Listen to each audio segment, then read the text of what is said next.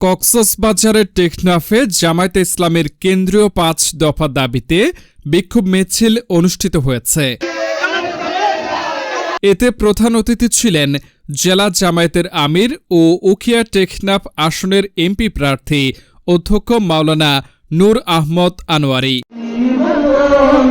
শুক্রবার জুমার নামাজের পর টেকনাফ পৌরসভার ঈদগাহ ময়দান থেকে মিছিলটি শুরু হয়ে পৌরসভার বিভিন্ন সড়ক প্রদক্ষিণ শেষে বাস স্টেশন মসজিদের সামনে গিয়ে শেষ হয়।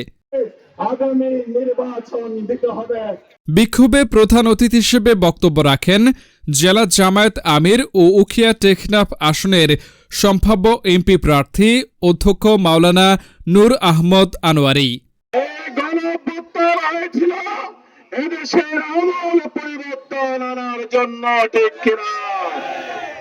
যদি পিআর পদ্ধতিতে নির্বাচন অনুষ্ঠিত হয় তবে গণতন্ত্র আরও শক্তিশালী ও অংশগ্রহণমূলক হবে, অন্যথায় দেশে ফ্যাসিবাদী শাসন ঠেকানো সম্ভব হবে না।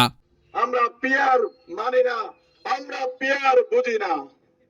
আমি চ্যালেঞ্জ দিয়ে বললাম, বিশ্বের বেশি দেশে পিআর পদ্ধতি চালু আছে। জাপান, জার্মানির মতো উন্নত দেশে পিআর পদ্ধতি চালু আছে। আপনি পিআর পদ্ধতি বুঝেন না, তাহলে আপনি রাজনীতি করেন কেন? পিআর পদ্ধতিতে নির্বাচন হলে সকল মানুষের ভোটের মূল্যায়ন হবে, সকল দলের রাষ্ট্র পর্যায়ে দায়িত্ব পালন করার সুযোগ সৃষ্টি হবে। বিক্ষোভ মিছিলে বিশেষ অতিথি হিসেবে বক্তব্য রাখেন উপজেলা অ্যাসিস্ট্যান্ট সেক্রেটারি সরোয়ার কামাল শিকদার, সাবেক টেকনাফ পৌরসভার ভারপ্রাপ্ত মেয়র মোহাম্মদ ইসমাইল, পৌরসভা জামায়াত সভাপতি রবিউল আলম, বাহারছড়া ইউনিয়ন জামায়াতের সভাপতি মোহাম্মদ ইসলাম প্রমুখ।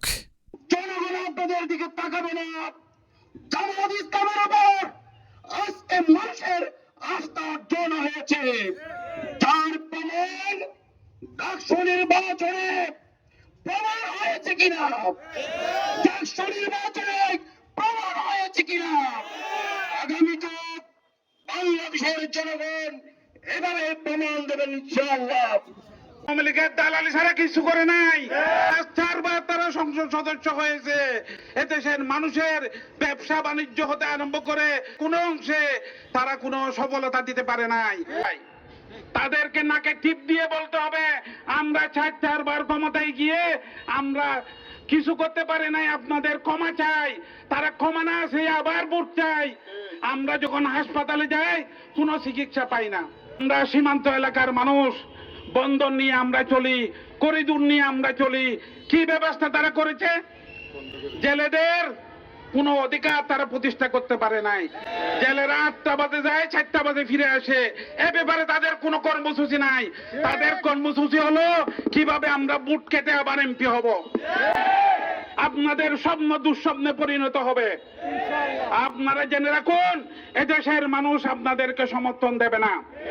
সেই স্বাধীনতার মধ্যে যেই জুলাই সনদের কথা বলা হয়েছে, অতি সত্তর যেই জুলাই সনদ বাস্তবায়ন করতে হবে, তার আইনি বৃত্তি দিতে হবে।